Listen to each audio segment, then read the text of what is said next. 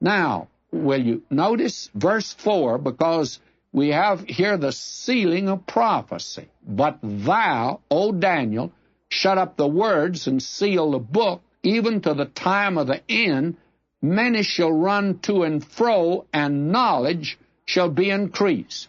Now, these prophecies were to be sealed unto the time of the end.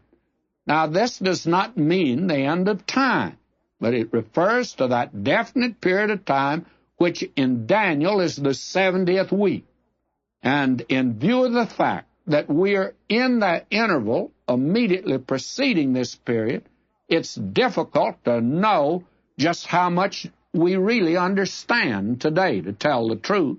We find a great many men disagree today on these matters, and all of us are very dogmatic, but I'm of the opinion that none of us have all the information. That will be opened up when it reaches this particular period.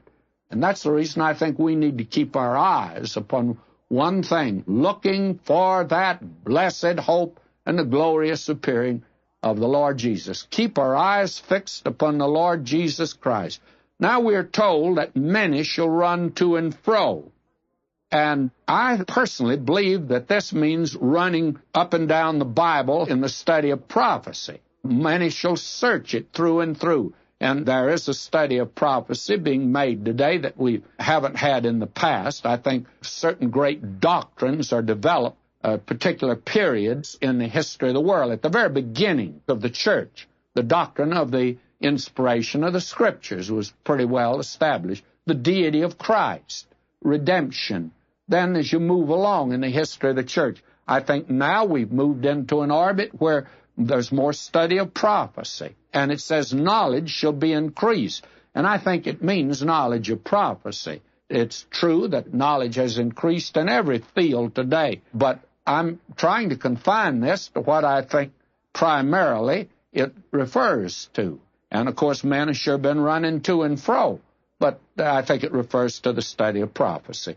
Now we have in verse 5 here, let me begin reading there. Then I, Daniel, looked, and behold, there stood other two, the one on this side the bank of the river, the other on the other side the bank of the river. And one said to the man clothed in linen, which was upon the waters of the river, how long shall it be to the end of these wonders?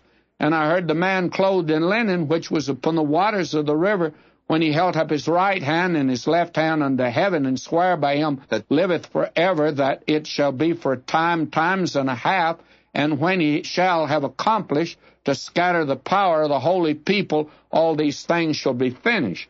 Now these verses return us to the vision of Daniel that he had seen at the beginning of chapter 10, the man clothed in linen. He was identified as the post-incarnate Christ, and two others join him here. One stands on one bank of the Tigris River and the other on the other, and to scatter the power of the holy people. That's a strange phrase. It may mean that the rebellion of Israel will have been finally broken by the end of the Great Tribulation period, and that there will be a great turning to God at that time, which, by the way, we do not even see at this particular time.